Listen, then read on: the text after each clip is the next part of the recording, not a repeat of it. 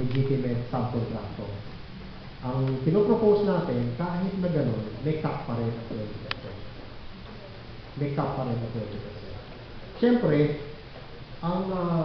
unfortunately, ang interpretation ng iba sa atin, mga kasama natin, at talagang legitimately galing yung paningin nila.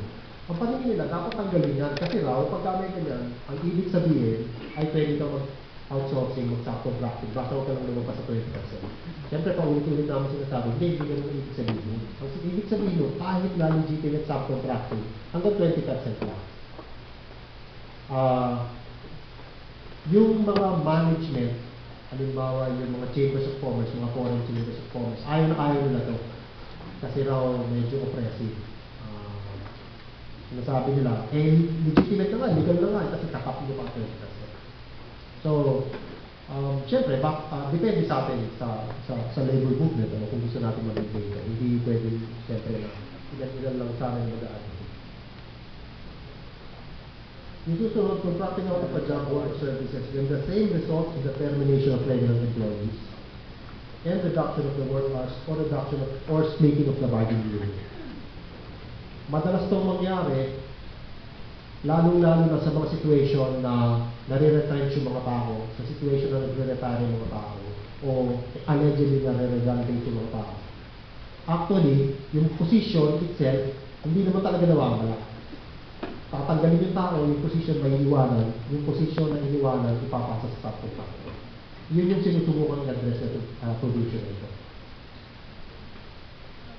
Ano pa yung mga, yung susunod yung mga, iba pa mga provisions, taking a due advantage of the economic situation or lack of bargaining strength of the contracted employee, or undermining his or her security of payment or basic rights, or circumventing the provisions of regular employment in any of the following circumstances.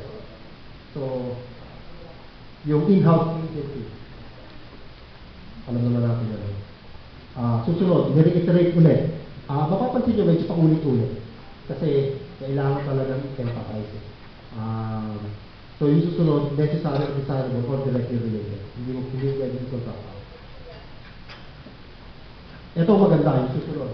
Contracting out of a job, work, or service being performed by or previously performed by regular employees and or members of the bargaining unit. Yung susunod, patungkol naman sa unfair labor practice. So, tinitibayan natin yung provisions ng unfair labor practice. Alam natin na sa Article 248C ng current labor code, contracting out is considered unfair labor practice. Kaya alam may qualification eh. Sinasabi pa, when the same will restrain, coerce, intimidate that at isang word, the employees in the right to self-organization. Ang sinasabi, bakit kailangan pa yung qualification? Obvious ba? Pag in-outsource mo talaga na i-intimidate ka o coerce ka ka. Eh, lumiliit yung bargaining unit, focus ka na yun, di ba? Kung 100 yung bargaining unit, outsource na yung 60, 40 na lang yung bargaining unit, di ba? Oh, by the way, sabi nga pa ng Korte Suprema sa isang kaso, dun sa isang kaso na, I think, sa Franco case, ang issue, ang bargaining unit ba kay Metro Manila employees lang or buong Pilipinas? Sabi ng Korte Suprema, hindi, ang bargaining unit buong Pilipinas. In fact, sabi ng Korte Suprema, pag sinapchap mo yung bargaining unit, yung right ng mga workers, yung constitutional right ng mga workers para magwelga ay hihina. Sa Korte Suprema ng galing yun. And obviously, pagka kinatay mo yung bargaining unit, obviously hihina yung right to self-organize.